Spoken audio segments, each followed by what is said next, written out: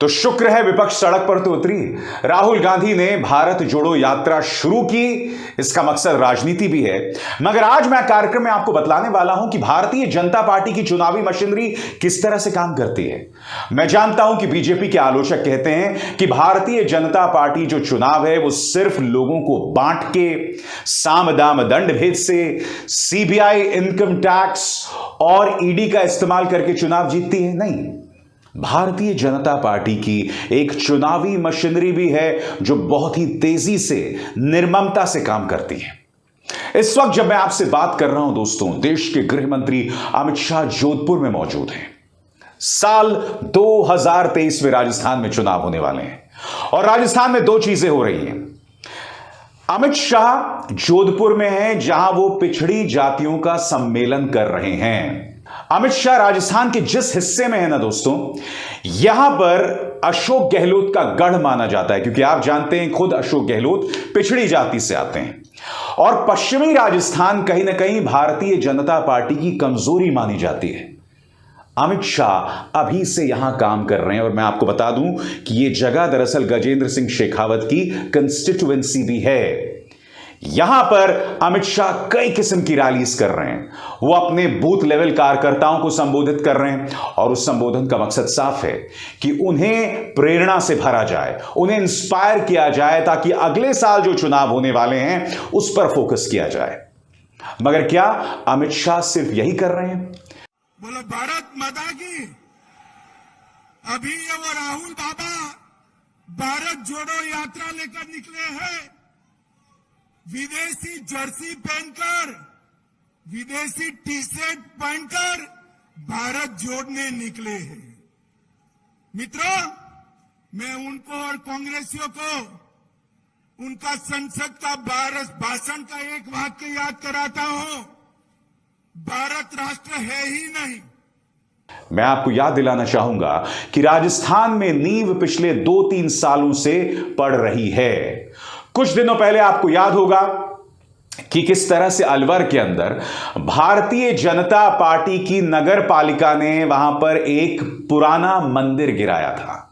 मगर मीडिया ने क्या प्रोपेगेंडा चलाया कि अशोक गहलोत की सरकार ने गिराया है, जबकि उस नगर पालिका में कौन था? उस नगर पालिका में 35 में से 33 सदस्य बीजेपी के थे।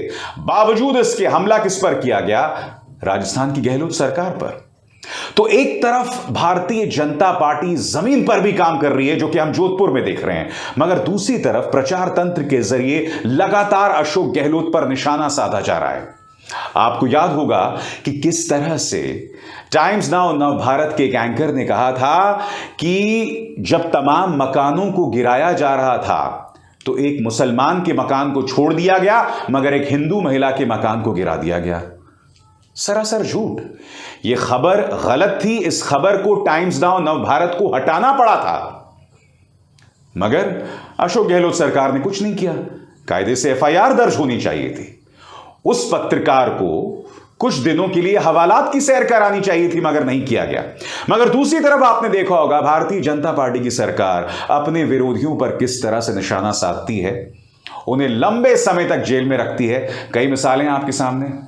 2 साल बाद सिद्दीक कप्पन जेल से रिहा हुए हैं। इनका जुर्म क्या था? ये हाथरस जा रहे थे एक स्टोरी करने। कल सुप्रीम कोर्ट ने इन्हें रिहा करते हुए क्या कहा कि रिपोर्टिंग करना पत्रकार का फर्ज है, अपराध नहीं है। ये सुप्रीम कोर्ट कह रहा है। हालांकि सुप्रीम कोर्ट ने कहते कहते 2 साल लगा दिए, वो बात अलग है। सिद्दीक कप्पन 2 साल तक जेल में आतंकवाद की धाराओं में। इसके अलावा मोहम्मद जुबैर, लगातार उसे टारगेट किया जा रहा है। किसी ने भी देखा होगा नुपुर शर्मा पर आज तक नहीं आई। आज तक मैं नहीं जानता हूं किसी पुलिस ने उनसे पूछताछ भी नहीं की, जबकि उन्होंने एक निहायत ही आपत्तिजनक बयान दिया था, जिसकी वजह से देश की नाक जो है अंतर्राष्ट्रीय तौर पर कटी थी, जिसके चलते बीजेपी को नुपुर शर्मा को हटाना पड़ा था। तो आप देख रहे हैं जहां बीजेपी अपने विरोधियों पर निशाना साधती है। तीस्ता सेतलवाड़, उन्हें भी बेल मिल गई। इन तीनों को बेल मिल गई जो नाम मैंने अभी अभी आपको बताया। तीस्ता सेतलवाड़ जो कि प्रधानमंत्री नरेंद्र मोदी की बड़ी आलोचक हैं, गुजरात दंगों में जो है वो जकिया जाफरी के साथ जुड़ी हुई थी। यह सब बतला रहा है कि किस तरह से बीजेपी अपने आलोचकों पर किस तरह से अंकुश रखती है, इनकम टैक्स की रेड मारती है, ईडी की रेड मारती है। यह तमाम हकीकत है दोस्तों। और दूसरी तरफ जमीन पर भी काम करती है, जैसा कि अभी अभी मैंने आपको बताया। राजस्थान में 2 तजुर्बे चल रहे हैं। बीजेपी अभी से तैयारी कर रही है, दूसरी तरफ प्रचार तंत्र के जरिए, झूठी खबरों के जरिए अशोक गहलोत पर निशाना साधा जा रहा है। बीजेपी इसलिए जीतती है। राहुल गांधी ने भारत जोड़ो यात्रा निकाली है, मगर इस यात्रा का क्या मकसद है हम अभी तक समझ नहीं पाए। क्या यह यात्रा राजनीतिक है? क्या इसके जरिए एक बिखरी हुई कांग्रेस एक मंच पर आकर बीजेपी का जवाब दे पाएगी? दूसरी तरफ नीतीश कुमार भी विपक्ष के कुनबे को जोड़ने का प्रयास कर रहे हैं। किन किन लोगों से मिले? केसीआर से मिले, अरविंद केजरीवाल से मिले, अखिलेश यादव से मिले, वामपंथी नेताओं से मिले। नीतीश सबसे मिल रहे हैं। एक नीतीश की कोशिश है, एक राहुल गांधी की कोशिश है। 2 साल से भी कम का वक्त रह गया लोकसभा चुनावों में। यह कोशिश अब नहीं होगी तो न जाने कब होगी। मगर मुझे रणनीति नहीं दिखाई दे रही है। भारतीय जनता पार्टी के हाथ में एक तो सत्ता है दोस्तों, और उस सत्ता की कई एजेंसीज है। उन एजेंसीज के जरिए वो पूरे विरोध को खत्म कर रही है, विरोधियों को खत्म कर रही है। इन चेहरों पर देखिए, अनिल देशमुख, नवाब मलिक, सत्येंद्र जैन, संजय राउत, विपक्ष के तमाम नेता सब जेल में। राहुल गांधी, सोनिया गांधी, ईडी के जरिए पूछताछ की जा रही है। इनकम टैक्स की हाल में रेड पड़ी। किस पे रेड पड़ी? इनकम टैक्स की रेड पड़ी आईपीएसएमएफ पर। आईपीएसएमएफ क्या है? आईपीएसएमएफ एक ऐसी संस्था है जो वैकल्पिक मीडिया को आर्थिक मदद देती है। यानी वो मीडिया जो कि डिजिटल मीडिया भी कहा जाता है, जहां पर पत्रकारिता बची हुई है, मसलन स्क्रोल हो गया, वायर हो गया, इन तमाम एजेंसीज को आईपीएसएमएफ आर्थिक मदद देती है। और उनके बोर्ड ऑफ डायरेक्टर्स में अजीम प्रेमजी भी हैं, नंदन नीलेकनी भी हैं, किरण मजुमदार शॉ भी हैं। इन पर इनकम टैक्स की रेड मारी गई। यानी कि उन लोगों को डराया जा रहा है जो स्वतंत्र मीडिया की मदद करते हैं। उस मीडिया को डराया जा रहा है जो मोदी सरकार से सवाल करते हैं। समझ रहे हैं आप? एक तरफ जमीन पर जोरदार मेहनत, दूसरी तरफ एजेंसीज के जरिए विपक्ष पर निशाना साधना, और तीसरी तरफ इनकम टैक्स की रेड्स मारना उन एजेंसीज पर जो सरकार से सवाल करते हैं। न सिर्फ आईपीएसएमएफ बल्कि सेंटर फॉर पॉलिसी रिसर्च पर भी रेड मारी गई इनकम टैक्स की। ऑक्सफैम पर रेड मारी गई, CARE केयर पर भी रेड मारी गई। ये तमाम एजेंसीज जो हैं, एनजीओज हैं, गैर सरकारी संस्थाएं हैं, लोगों की मदद करते हैं। सेंटर फॉर पॉलिसी रिसर्च जो है वो अक्सर सरकार के कामकाज पर टिप्पणी करता है, और उन पर भी इनकम टैक्स की रेड मार के उन्हें डराया जा रहा है। यह सब चल रहा है दोस्तों।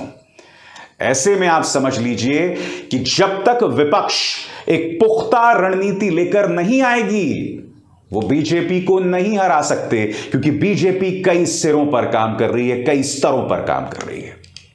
अब एक और चीज मैं आपको बतलाना चाहता हूं। इनके कई नेता, उन्हें पदों से हटा दिया गया, मगर क्या वो खामोश बैठे हैं? बिल्कुल नहीं। मैं आपको बतलाना चाहता हूं कि जिन मुख्यमंत्रियों को हटाया गया या जिन नेताओं को हाशिए पर रखा गया, किस तरह से उनसे काम कराया जा रहा है। अब भारतीय जनता पार्टी ने फरमान जारी किया है। इन चेहरों पर गौर कीजिएगा। सबसे पहले विजय रूपाणी, जो कि गुजरात के पूर्व मुख्यमंत्री हैं। अब मुख्यमंत्री के पद से हटा देने के बाद क्या ये खाली बैठे हुए? नहीं, इन्हें पंजाब का जिम्मा दिया गया है, जो कि बीजेपी के लिए बहुत बड़ी चुनौती है। क्यों? क्योंकि यहां का किसान, यहां के लोग बीजेपी से पहले ही नाराज हैं। विजय रूपाणी को जिम्मा दिया गया है कि आप पंजाब में उतरिए, आम आदमी पार्टी को चुनौती दीजिए, कांग्रेस को चुनौती दीजिए, और यहां दोहरी चुनौती यह भी है कि अकाली दल भी इनके साथ नहीं है।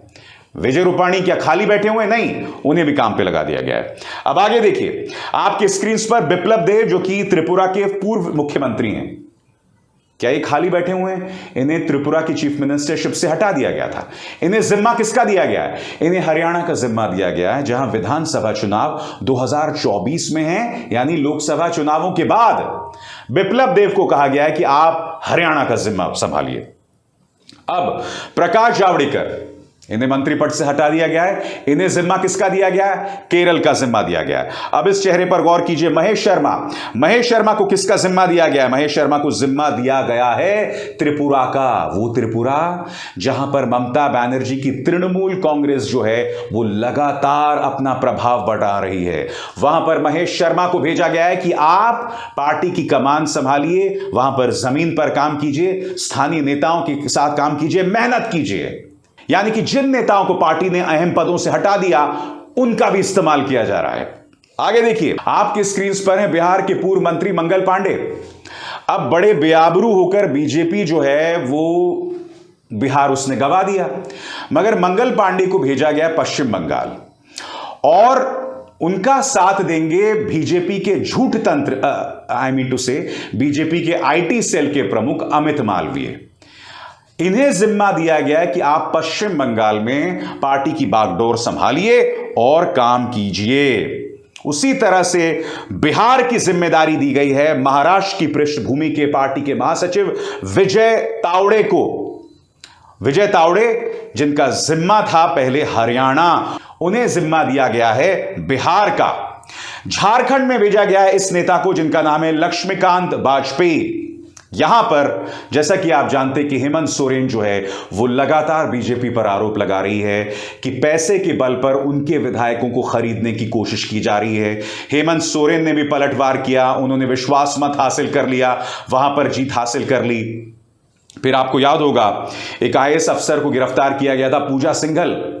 बीजेपी ये कोशिश कर रही थी कि पूजा सिंघल के जरिए हेमंत सोरेन पर कब्जा किया जाए, हेमंत सोरेन की सदस्यता को खारिज किया जाए ताकि वो चुनाव न लड़ सकें और मुख्यमंत्री पद से हटा दिए जाएं। यहां पर किसे भेजा गया है? यहां पर लक्ष्मीकांत वाजपेयी को भेजा गया है। उसी तरह से माननीय उई उई पुई पुई माननीय शिशुपाल यानी कि माननीय संबित पात्रा को पूर्वोत्तर राज्यों का जिम्मा दिया गया है।